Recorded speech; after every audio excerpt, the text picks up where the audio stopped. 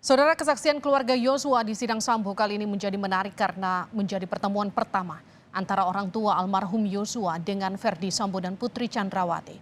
Orang yang dulu jadi atasan anaknya tapi kini jadi terdakwa pembunuhan. Bagaimana arti pertemuan ini kita bahas bersama Roni Talapesi, kuasa hukum Eliezer.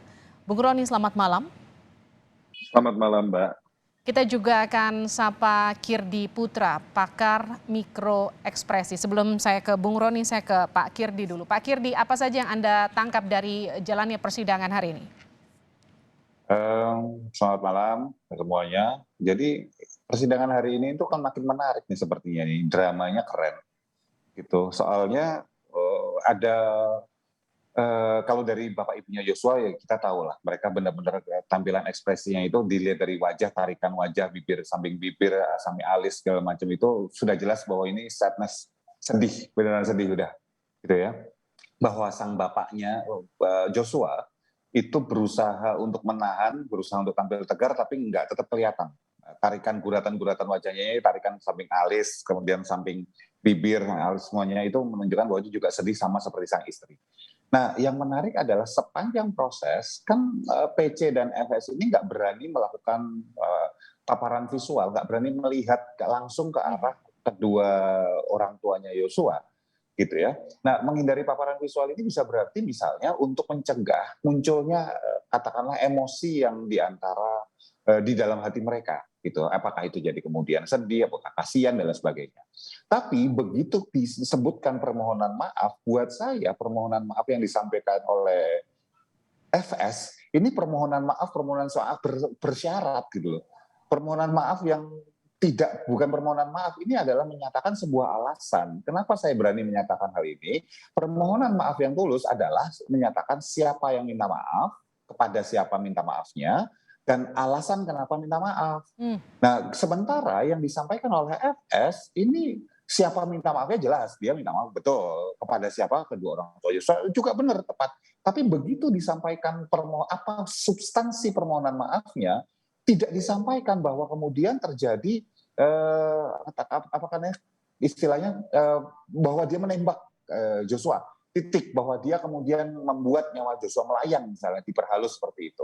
Tapi kemudian disampaikan alasan bahwa saya waktu itu nggak bisa menahan emosi dan saya melakukan itu karena perbuatan dilakukan oleh Joshua. Itu buat saya itu alasan, kembali lagi dari awal kalau kita lihat tidak beranjak polanya. Nah, berbeda dengan Ibu PC. Di sini terlihat sekali, jadi ada tarikan wajah antara sedih, takut, dan disgust itu adalah agak mengemit gitu. Itu ketika dia disgust, jijik gitu ya.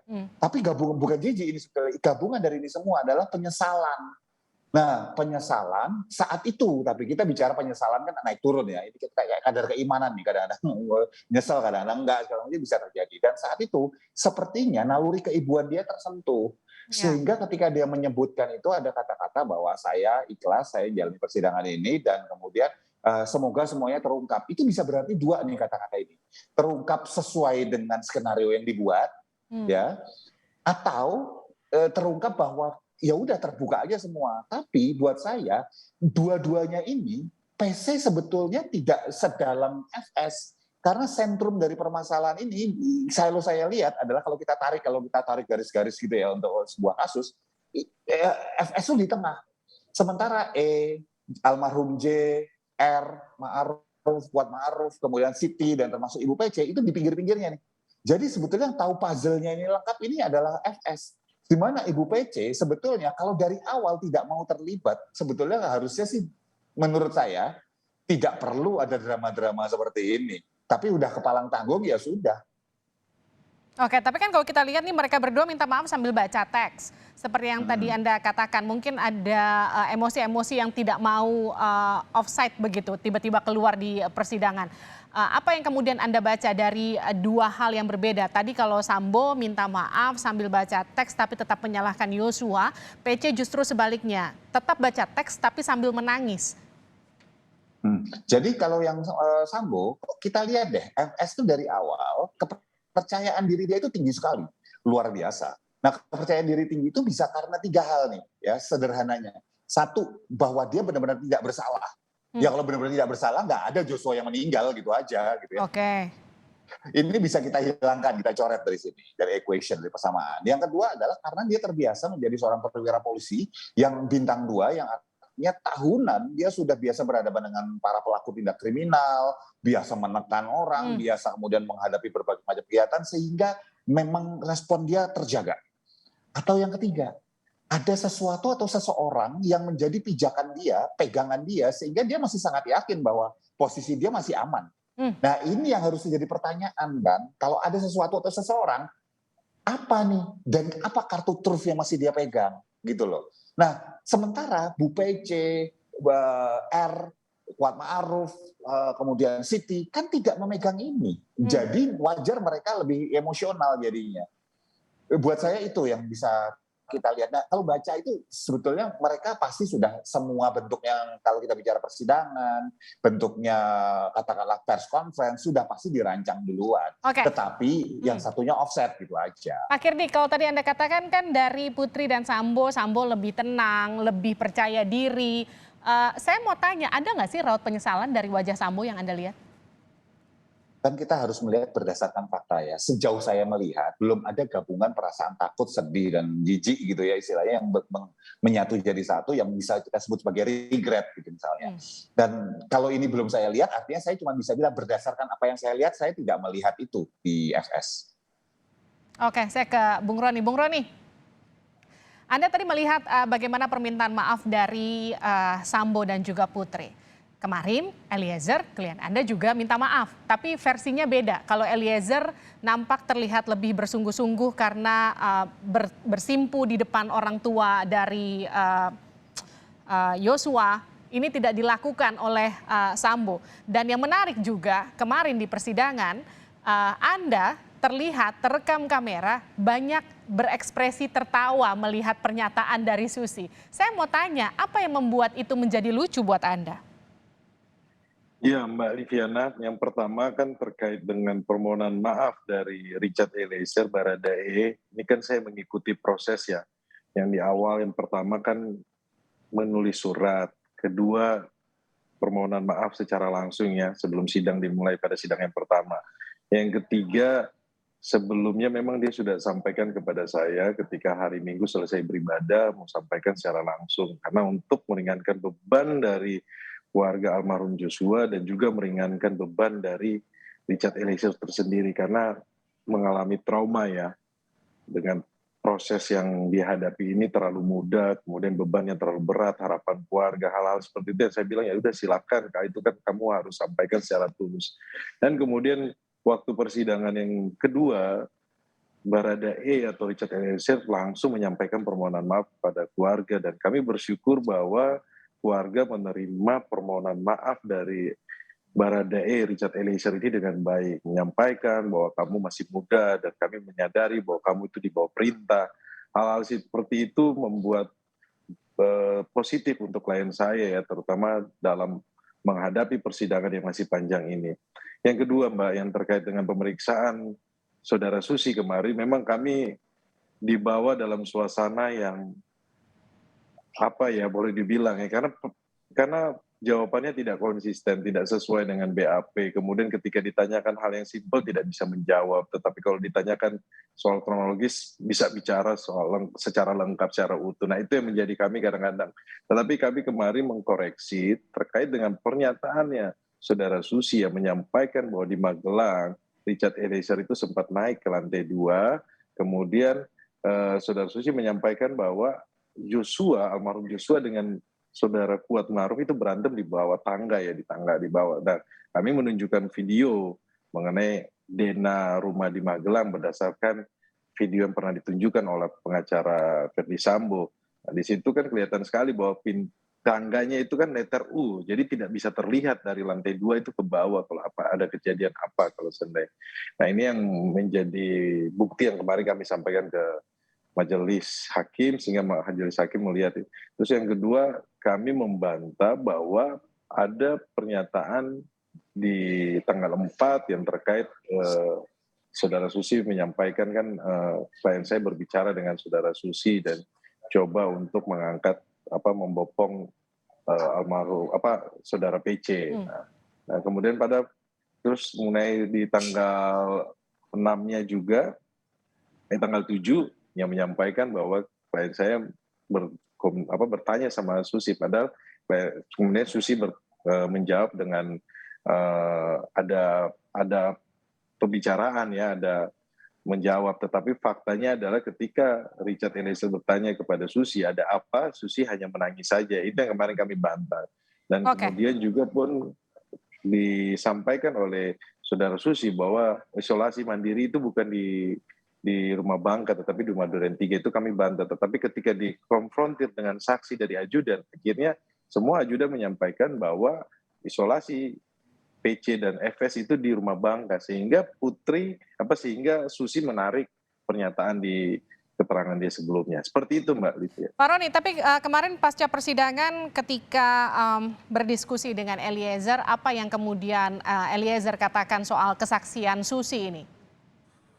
Ya, memang yang disampaikan oleh Richard Eliezer bahwa ini kesaksiannya banyak bohongnya, tidak benar. Itu makanya kemarin kami mempertegas. Tapi perlu kita sampaikan, sebenarnya kami kasihan juga terhadap Susi ini ya, saudara Susi ini, karena dia cuma sebagai asisten rumah tangga, kemudian kelihatan sekali bahwa dia tertekan dalam arti harus berskenario menyampaikan sesuai dengan yang mungkin dugaan kami kan ada yang mengarahkan kan, tetapi kasihan juga. Jadi kami sebenarnya tidak mau juga ini saudara Susi ini diproses secara hukum, tetapi ini menjadi pembelajaran bahwa untuk saksi-saksi ke depannya jangan berkata palsu, bersaksi palsu atau berkata bohong, karena ini ada sanksi pidananya. Kenapa? Ini karena terkait dengan kehidupan orang gitu loh. Itu yang harus kita sampaikan. Jangan berpikir hanya diri sendiri, tetapi harus berpikir juga bahwa yang ada terdakwa yang sedang memperjuangkan nasibnya dia, memperjuangkan keadilan, itu perlu diperhatikan juga oleh saksi-saksi. Makanya saksi yang dihadirkan ini kan kita menggali secara penuh ya, secara utuh ya. Karena kalau di berita acara pemeriksaan kan mungkin belum secara sudah utuh, tapi perlu kami gali lagi lebih dalam. Nah, tapi kemarin yang menarik kan yang menggali ini kan majelis hakim sama jaksa lebih banyak. Kami pengacara hanya melengkapi karena semua pertanyaannya sudah ditanyakan oleh majelis hakim. Iya, Anda melengkapi sambil ketawa-ketawa, itu yang membuat kita menarik juga menontonnya. Ini apa sebetulnya yang terjadi? Jangan-jangan ada beda versi yang terlalu jauh antara yang versinya Eliezer dengan apa yang disampaikan oleh Susi.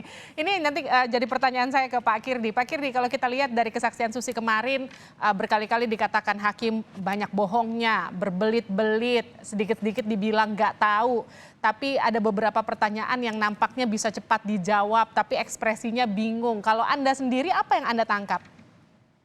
Jadi kalau misalnya kita bicara tentang prinsip dasar, kalau misalnya bicara investigasi, menggali dari seseorang, ini teman-teman di kepolisian, gitu ya, teman-teman yang berhubungan dengan misalnya auditor, misalnya atau investigator, semua orang yang bergerak di dalam interview dan pemeriksaan, itu sudah biasa menghadapi ketika seseorang itu menyembunyikan sesuatu, itu paling pojok kalau dia sudah tersudut itu 3 hal yang dia lakukan. 1, diam. 2, mengatakan saya lupa, atau mengatakan saya tidak tahu. Ini senjata pamungkas nih, gitu ya. Dan itu banyak sekali keluar dari kata-katanya yang disampaikan oleh, dan itu banyak sekali kata-kata yang disampaikan oleh Susi. Nah, menariknya adalah sebetulnya kita bisa melihat ada pola yang berbeda. Ada pola-pola di mana Susi ketika dia diserang hakim, ditanya apakah masuk akal gitu ya, apakah kemudian kamu bohong, jangan bohong segala macam gitu, dia itu diam. Tapi ada waktu ketika dia kemudian ditanya tentang ajudan, masa kamu nggak kenal ajudan, terus kemudian kamu disuruh untuk, nah dia menyatakan tidak yang mulia, dengan cepat gitu loh. Jadi kalau kita bicara bahwa katakanlah kita bicara tidak dengan yang mulia dengan cepat, konsep dasarnya adalah bahwa dia berarti punya beda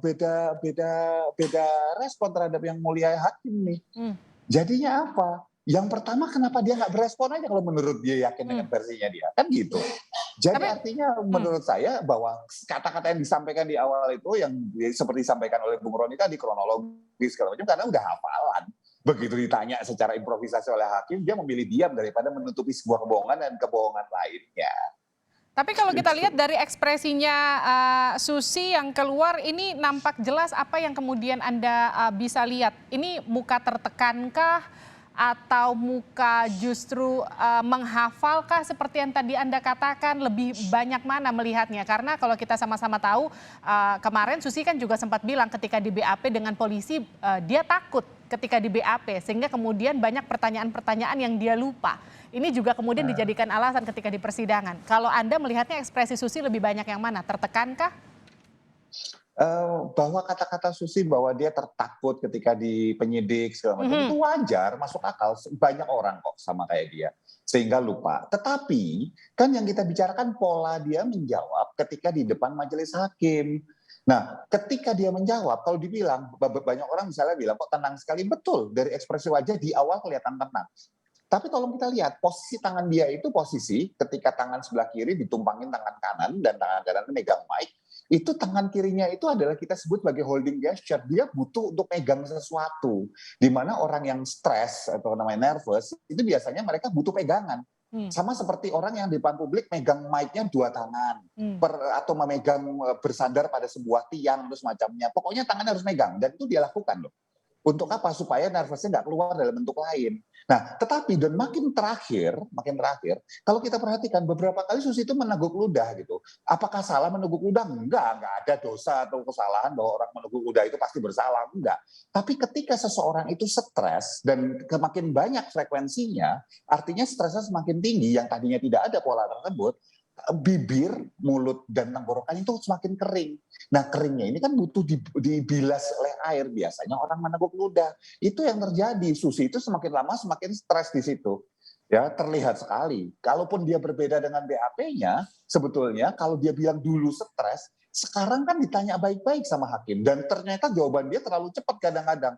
Baru ditanya begini nggak ingat segala macam. Nah, itu kan aneh. Orang nggak ingat itu kan harus ingat-ingat dulu. Sementara kalau kita lihat, beberapa gerakan dia adalah matanya ke atas, ini adalah mengakses yang namanya visual cortex. Artinya apa? Bagian ingatan gambar di dalam otak. Artinya apa? Dia mencoba mengingat, tapi beberapa hal sebelum dia melakukan pengingatan langsung nggak tahu. Artinya apa? Kan ada sebuah hal yang sudah dia ketahui banyak, di bagian ini dia nggak ada nih, yang langsung dibilang aja nggak tahu. Nah, buat saya sandiwaranya kurang seru, harus belajar dari drakor-drakor yang ada gitu loh lain kali. Oke, ini Pak Kirdi, Pak Roni, tapi sebelumnya saya mau putarkan dulu ini lead shot atau pernyataan dari Verdi Sambo. Ini usai ayah dan ibu Yosua Huta Barat memberikan kesaksiannya di pengadilan. Verdi Sambo menyampaikan penyesalannya bahwa kejadian hilangnya nyawa Yosua karena dirinya tidak bisa menahan kemarahan yang dipicu karena sesuatu yang terjadi pada istrinya. Dan hal tersebut akan dibuktikan di pengadilan. Terima kasih yang mulia. Bapak dan Ibu Yosua, saya sangat memahami perasaan Bapak dan Ibu. Saya mohon maaf atas apa yang telah terjadi. Saya sangat menyesal saat itu saya tidak mampu mengontrol emosi dan tidak jernih berpikir. Di awal lewat persidangan ini, saya ingin menyampaikan bahwa peristiwa yang terjadi adalah akibat dari kemarahan saya atas perbuatan anak bapak kepada istri saya. Itu yang harus saya sampaikan, nanti akan dibuktikan di persidangan. Saya yakini bahwa saya telah berbuat salah dan saya akan bertanggungjawabkan secara hukum. Saya juga sudah minta ampun kepada Tuhan. Demikian. Terima kasih. Ya, saya ke Pak Roni, kita kembali melanjutkan perbincangannya. Ini apa yang Anda lihat dari yang dinyatakan Verdi Sambo? Ini dia menyatakan hal tersebut akan dibuktikan di pengadilan. Artinya Verdi Sambo masih menyimpan sejumlah hal yang masih belum terungkap sampai hari ini. Sebenarnya begini Mbak Liviana, kemarin kan kami sudah mengikuti proses persidangan pertama, kedua, ketiga ya. Yang membuat kami yang penting adalah yang kesaksian dari para ajudan, sopir, dan pengawal motor. Itu sangat baik untuk Richard Eliezer ya, menjelaskan mengenai bahwa Richard Eliezer ini patuh dan taat karena situasinya mereka patuh dan taat juga, tidak berani menolak perintah dari Verdi Sambo. Kemudian ini menegaskan bahwa klien saya juga tidak ada mens rea. Kemudian terkait dengan kejadian di Duren 3 itu sudah sangat jelas. Jadi saksi-saksi ini menjadi saksi yang menjadi saksi petunjuk ya. Nah tadi yang Mbak sampaikan bahwa bagaimana Pak Sambo dalam ekspresi minta maaf, ya kami sebenarnya menunggu juga bahwa ada permintaan maaf juga terhadap Richard Eliezer. Kami belum pernah mendengar ya bahwa ada permintaan maaf juga kepada Richard Eliezer, karena mengingat bahwa klien saya ini dilibatkan dalam pusaran kasus ini, mengingat dia masih muda, kemudian di harapan keluarga, kami sebenarnya tidak bertele-tele, hanya menyampaikan bahwa anak ini juga merupakan masih punya masa depan ya. Kita berharap bahwa sikap yang ditujukan oleh Verdi Sambo, oleh saudara FS hari ini juga pun nantinya buat klien kami untuk Richard Eliezer juga pun bisa menyampaikan bahwa memang dia akan bertanggung jawab. Itu yang kami tunggu sebenarnya Pak Sil.